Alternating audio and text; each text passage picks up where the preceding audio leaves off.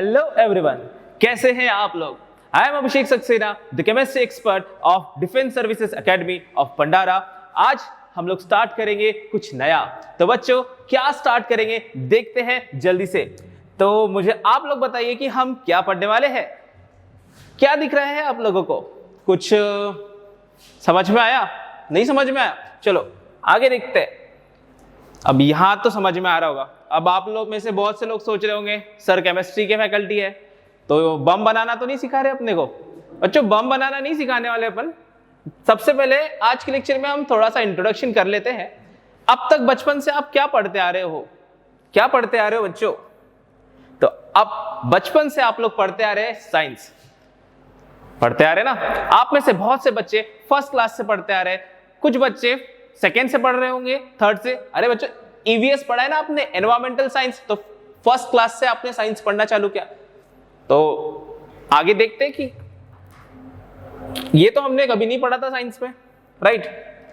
क्या ये पढ़ा आपने साइंस में? तो हम भी ऐसा एक्सपेरिमेंट हम क्लास में नहीं करने वाले बच्चों। टेंशन लेने वाली बात नहीं है ना। मजा आ रहा होगा कि इतना खतरनाक एक्सपेरिमेंट हम क्लास में नहीं करेंगे। बड़े होके अगर आप चाहो तो आप कर सकते हो ऐसे एक्सपेरिमेंट, घर पे नहीं करना। लेकिन तो आज हम स्टार्ट करेंगे समझना साइंस को। What is science? तो बच्चों, आप बचपन से साइंस को पढ़ते आ रहे हो। उस साइंस का मतलब क्या है? क्या आप में से मुझे कोई बताएगा कि साइंस का मतलब होता क्या है? इतनी बड़ी सी डेफिनेशन दी हुई है। क्या आपने कभी साइंस की डेफिनेशन किसी को पूछी? तो चलो एक बार मैं डेफिनेशन रीड कर लेता हूं, ट्राई करते हैं समझने की। बहुत बड़ी सी डेफिनेशन है। अगेन साइंस की डेफिनेशन अलग अलग जगह अलग अलग दी जाएगी। पहले हम थोड़ी सी डिफिकल्ट वाली समझते हैं, देखते हैं बस। What is science? Any system of knowledge concerned with the physical world and its phenomenon that entails unbiased observation and systematic experimentation। अब बहुत लंबा है, कुछ समझ में आया? मुझे तो नहीं आया, तो हम इसको थोड़ा शॉर्ट कर देते हैं, सिंपल कर देते हैं, स्वीट सा कर देते हैं। तो एक लाइन में अगर हमें साइंस का मतलब समझना है बच्चों, आप बचपन से साइंस पढ़ते आ रहे हो, तो साइंस का मतलब मैं बोलूंगा स्टडी ऑफ यूनिवर्स। क्या होता है science? What is science? Study of universe. कैसे? अब देखो यहाँ पे यूनिवर्स का मतलब क्या होता है? हमारा ब्रह्मांड, पूरा जो भी हमारे आसपास चीजें प्रेजेंट है। यूनिवर्स का मतलब बच्चों, यूनिवर्स कहीं दूसरी जगह से मैं नहीं लेके आ रहा हूं। यूनिवर्स का मतलब हमारे चारों तरफ जो जो चीज प्रेजेंट है। आप में से बहुत से बच्चे पूछेंगे सर यूनिवर्स के बारे में हम कब पढ़ते हैं? साइंस में हमने यूनिवर्स कब पढ़ा? बच्चों, यूनिवर्स का वर्ड आपने पढ़ा, यूनिवर्स के बारे में पढ़ा है। तो सबसे पहले आपके सबसे करीबी का, आपके सबसे करीब कौन है बच्चों? सबसे करीब कौन है? दिल के करीब। दिल के करीब वाला नहीं पूछ रहे, जो आपके बॉडी के सबसे पास में है, हमारे लाइफ के लिए सबसे इंपॉर्टेंट है बच्चों। क्या है हमारे लाइफ के लिए सबसे इंपॉर्टेंट? तो एयर। हमने साइंस में एयर पढ़ा कि नहीं पढ़ा? आपने एयर पढ़ा कि नहीं पढ़ा? Remember that. याद आ रहा है कुछ कि एयर में ऑक्सीजन है, नाइट्रोजन है, कार्बन डाइऑक्साइड है और बहुत सारी अदर गैसेस है। इनके वजह से तो हम जिंदा है। तो एयर के बारे में आपने पढ़ा कि नहीं पढ़ा? चलो नेक्स्ट वन। एयर के बाद आपने वाटर के बारे में पढ़ा कि नहीं पढ़ा? मुझे बताओ, जो पानी, जिस पानी की वजह से हम जिंदा है, अगर आपको 2 दिन तक पानी नहीं मिले तो आपकी लाइफ खत्म हो जाएगी। यहां पर हमने वाटर के बारे में भी पढ़ा है। मतलब सबसे करीब एयर, उसके बाद वाटर, उसके बाद हमको हवा पानी से चैन नहीं मिला। खाने के बारे में भी आपने पढ़ा हुआ है, फूड के बारे में भी पढ़ा है। जो भी हमारे आसपास चीजें, उन सभी के बारे में हम पढ़ते हैं साइंस में। हम पढ़ते हैं लिविंग थिंग्स के बारे में। What are living things? Living things के बारे में आपने साइंस में पढ़ा है। जो भी लिविंग थिंग्स है, जो भी जिंदा है, जिनके अंदर लाइफ है, छोटे से छोटे लिविंग ऑर्गेनिज्म से, मतलब माइक्रो ऑर्गेनिज्म से लेकर आपने ह्यूमन बीइंग की बॉडी के बारे में भी पढ़ा है 10th क्लास तक के। क्या आपने पढ़ा है या नहीं पढ़ा? जल्दी से मुझे रिप्लाई करेंगे। एंड उससे भी छोटा, हमारी लाइफ चलती कैसे? डीएनए के बेसिस पे चलती है। आपने डीएनए का भी नाम सुना है। ये सब हम साइंस में पढ़ते हैं। मतलब हम हमारे सराउंडिंग में जितने चीजें हैं उनके बारे में पढ़ते हैं, जितने भी लिविंग थिंग्स है उनके बारे में पढ़ते हैं। उसके बाद हम पढ़ते हैं लिविंग थिंग्स में, हमने लिविंग थिंग्स के बारे में पढ़ लिया। उसके बाद हमको रह के नहीं हो, मतलब इंसान को ना, मतलब हमको शांति से रह के नहीं होता है। अब कोरोना में हमको बोला है घर में शांति से बैठेंगे तो नहीं होगा, लेकिन लोग सुनते कहाँ है? सुनते हैं क्या आप लोग? नहीं सुनते। वैसे ही हमने लिविंग थिंग्स के बारे में पढ़ लिया, हमारे पास का एयर पढ़ लिया, वाटर पढ़ लिया, फूड पढ़ लिया, सब कुछ पढ़ लिया। लेकिन हमको चैन नहीं मिला। हम कहा अर्थ छोड़ के हम चले गए मून पे, मून छोड़ के हम चले गए सन पे, सन छोड़ के हमने पूरा सोलर सिस्टम पढ़ लिया। मतलब हम नॉन लिविंग थिंग्स के बारे में भी पढ़ने लग गए। क्या बात समझ में आ रही? इन सभी चीजों में मतलब यहां पर हम बोल सकते हैं कि पूरे साइंस में जो मैंने आपको सिंगल लाइन बताया, one single line, that study of universe, मतलब कि पूरे ब्रह्मांड के बारे में हम पढ़ते हैं यहां पर साइंस में। तो छोटे से छोटे एटम से भी छोटा, एटम सबसे छोटा सब्सटेंस है, सेल छोटे से छोटा पार्टिकल है, उतने छोटे पार्टिकल से लेकर हम चले जाते हैं सन, सोलर सिस्टम, गैलेक्सी, पूरे यूनिवर्स के बारे में पढ़ने। मतलब साइंस में एक छोटी सी चीज से लेकर बहुत बड़े दुनिया तक हम पूरी की पूरी पढ़ाई करने वाले हैं। तो यहां पर आपको ये बात समझ में आ गई होगी कि science is the very big subject, and ऐसा नहीं है कि हम सब कुछ एक ही दिन में पढ़ने वाले हैं। रिमेंबर दैट हमने जो साइंस पढ़ा है थोड़ा करके कुछ सालों में, मतलब फर्स्ट में थोड़ा पढ़ा, सेकंड में थोड़ा पढ़ा, थर्ड में, फोर्थ में, फिफ्थ में, एंड ऐसे करते करते हम 11th में आ गए, और 11th 12th में भी हम थोड़ा ही पढ़ेंगे। ऐसा नहीं है कि इतना बड़ा जो साइंस का मैंने चार्ट बनाया है, एटम से लेकर प्लैनेट्स तक के, सोलर सिस्टम तक के, इतने छोटे से दिमाग में हमको भरना नहीं है। हम थोड़ा पार्ट पढ़ेंगे, उनको समझेंगे और उसे अप्लाई करेंगे अलग अलग जगह पर। लेकिन इसके लिए एक सबसे सिंपल सजेशन मैं आप लोगों को आज के पहले लेक्चर में देना चाहूंगा। एग्जाम्पल के तौर पे मैंने इस लॉकडाउन में आप लोगों को केक गिफ्ट कर दिया। क्या गिफ्ट कर दिया? केक गिफ्ट कर दिया। तो क्या बच्चों आप पूरा का पूरा केक एक साथ खा सकते हो? आप पूरा का पूरा केक एक साथ नहीं खा सकते। इसी का मतलब क्यों नहीं खा सकते? इतना बड़ा मुंह नहीं है हमारा, है ना? तो हम क्या करेंगे? हम उसको खाना तो है, हमको केक खाएंगे या नहीं खाएंगे? तो खाना है तो हम उस केक को कट करेंगे और छोटे छोटे पीसेस खा लेंगे। वैसे ही साइंस है बहुत बड़ा, लेकिन है तो हमारा यूनिवर्स जो हमारे आसपास प्रेजेंट है। इसका मतलब साइंस को भी तोड़ के छोटे छोटे टुकड़ों में हम खा सकते हैं। एक साथ खाने जाओगे तो पेट खराब हो जाएगा, केक को एक साथ खाओगे तो पेट खराब हो जाएगा। वैसे ही अगर साइंस को या पढ़ाई को एक साथ खाने जाओगे तो पूरा का पूरा खराब हो जाएगा। इसी वजह से आपको रोज की पढ़ाई रोज ही कंप्लीट करना है। आज जो पढ़ाया उसका होमवर्क आज ही कंप्लीट करना है। मैं ये चीज आपको दोबारा नहीं बताऊंगा किसी भी वीडियो में। आज पहला लेक्चर है और पहले लेक्चर में आपको क्लियर करके दिया है कि जो आज पढ़ाया, जो भी जिस दिन पढ़ाया होगा उस दिन का होमवर्क उसी दिन कंप्लीट करो। कुछ डाउट है उसी दिन पूछो। बात क्लियर है? तो कहने का मतलब है it is very simple. Science बहुत सिंपल है। क्यों सिंपल है? क्योंकि जो हमारे आजू बाजू में उसी को तो पढ़ना है। क्या मैं आपको एलियन के बारे में पढ़ने बोल रहा हूं? नहीं, जो भी चीजें हमारे बुक में दी है वही पढ़ना है, तो आप तो वो पढ़ सकते हो। अब सबसे इंपॉर्टेंट पॉइंट यहां पर ऐसा आता है कि साइंस में, सर आपने तो बोल दिया साइंस में हम पूरा यूनिवर्स पढ़ते हैं, तो यूनिवर्स पढ़ते इसका मतलब हम क्या सब कुछ पढ़ेंगे? तो बच्चों ऐसी बात नहीं है। हम साइंस में सब कुछ नहीं पढ़ते।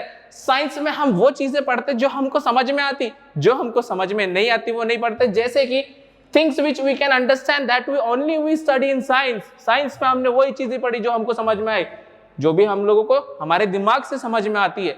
लेकिन हमने ऐसी चीजें नहीं पढ़ी जो हमारे दिमाग के परे है। ना तो कभी आपने चैप्टर पढ़ा है गॉड के ऊपर, कभी आपने चैप्टर पढ़ा है?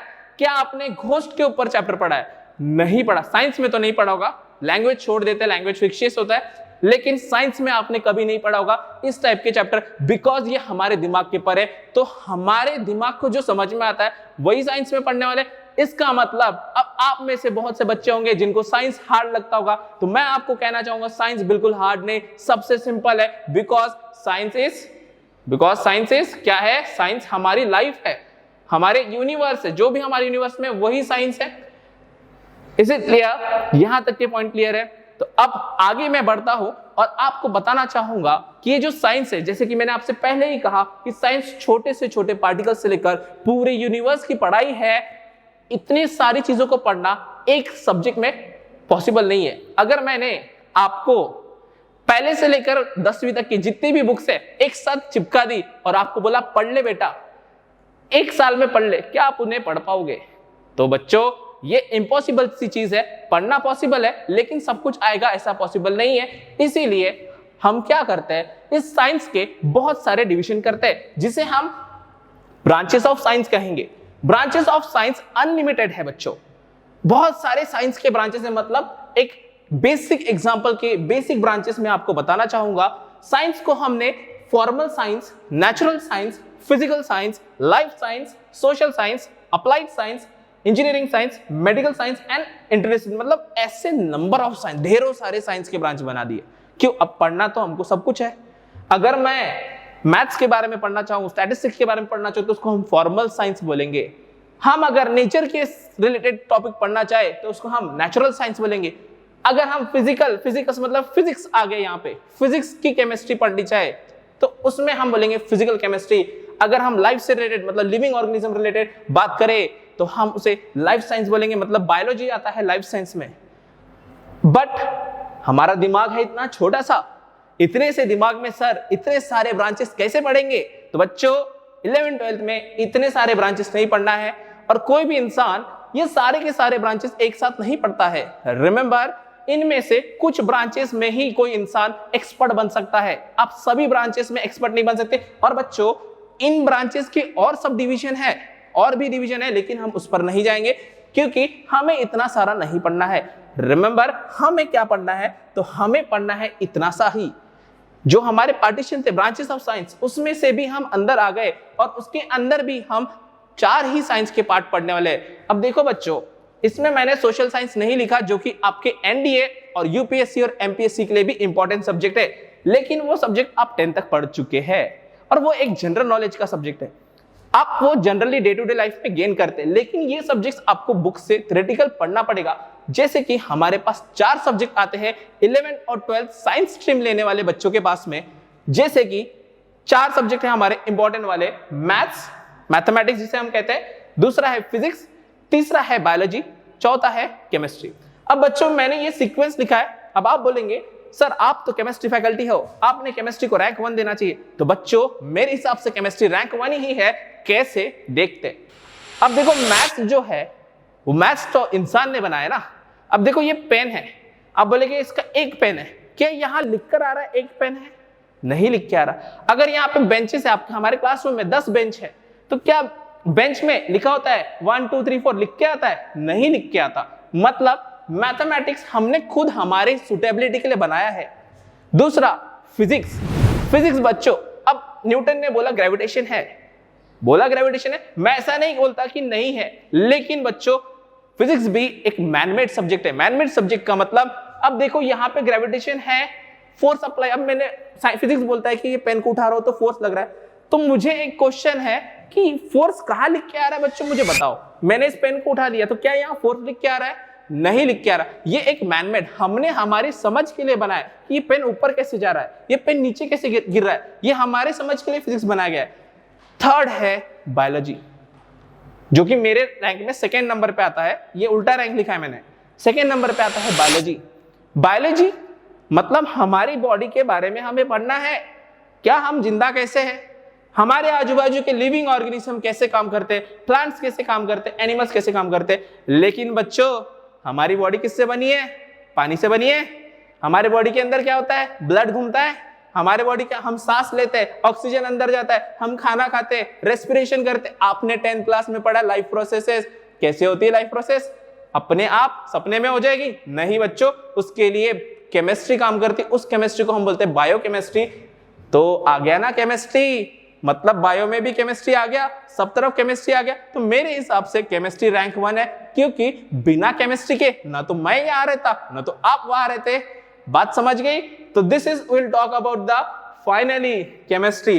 अब देखो बच्चों, होता क्या है, जब कोई आपको बोलता है कि केमिस्ट्री हम पढ़ने वाले, तो आप लोगों के दिमाग में ना ऐसा पिक्चर बनता है, ये वाला। क्या पिक्चर बनता है? कि कोई पागल इंसान मेरे जैसा आ जाएगा आपके सामने, 2 केमिकल को मिक्स कर देगा और ब्लास्ट करके अपना चेहरा काला कर देगा। इसने चेहरा काला नहीं किया, इसने क्लासरूम काली कर दी भले ही। तो इससे आप समझ ही सकते हो कि केमिस्ट्री में हम क्या पढ़ने वाले। लेकिन बच्चों ये केमिस्ट्री नहीं है। केमिस्ट्री क्या है? अब पहले लॉन्ग डेफिनेशन पे आते हैं। What is chemistry? What is chemistry? Chemistry is the branch of science that deals with the properties, composition and structure of elements and compounds, how they can change and energy that is released or absorbed when they change. कुछ समझ में आया? नहीं, मुझे भी नहीं समझ में। चलो आगे दूसरा definition. See this are definitions, don't go for definition. 3 idiots का पता है ना आपको, डेफिनेशन रट्टा मार के कुछ आगे नहीं बढ़ सकता। कॉन्सेप्ट को समझो, उसको अप्लाई करो। तो दूसरा डेफिनेशन पढ़ लेते, लेकिन डेफिनेशन जानना जरूरी है। ऐसा नहीं कि आपको डेफिनेशन छोड़ना है, पर रट्टा मारना गलत है। Then chemistry is the science of molecules and their transformation. It is the science not so much of 100 elements. बच्चों ये बड़ा प्यारा डेफिनेशन लगता है मुझे।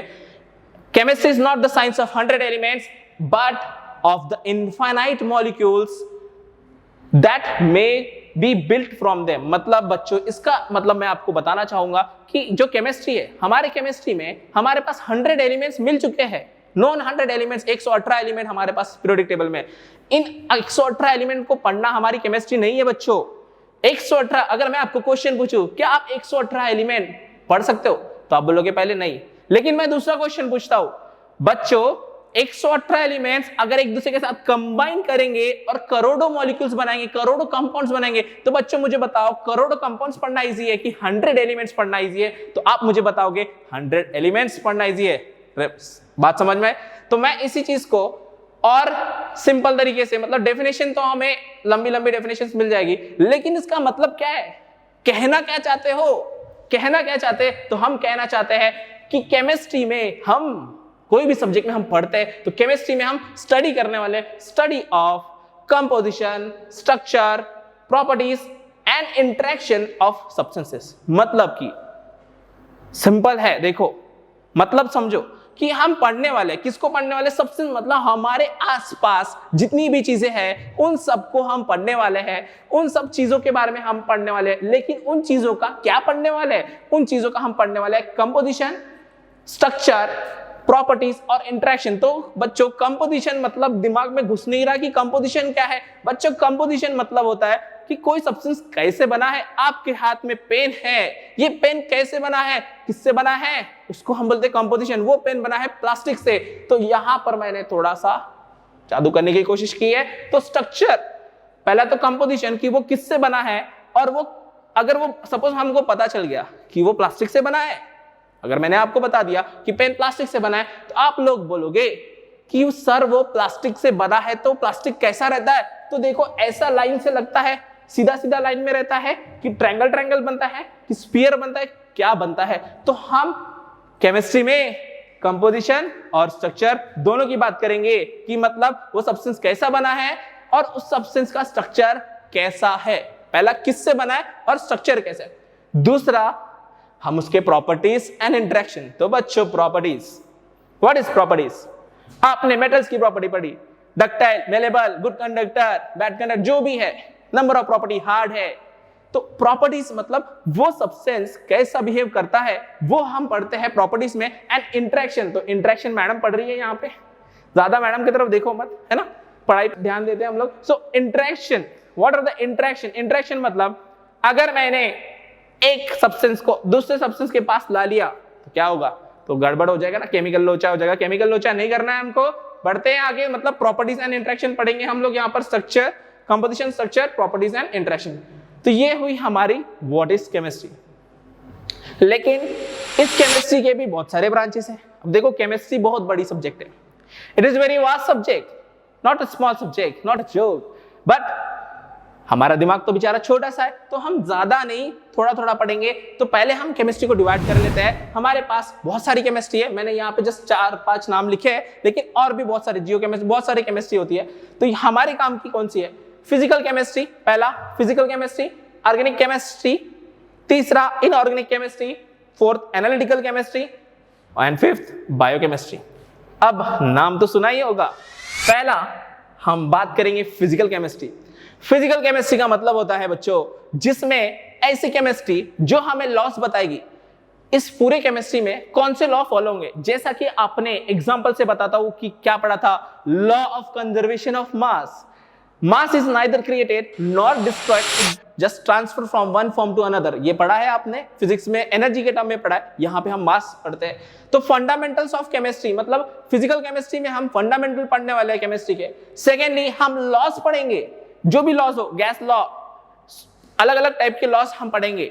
वो सारे लॉस हमारे फिजिकल केमिस्ट्री में आएंगे और प्रिंसिपल्स, जो भी बेसिक प्रिंसिपल्स है हमारी केमिस्ट्री के, इस तरीके से हमें इजी पीजी वे में हमको फिजिकल केमिस्ट्री पढ़ना है।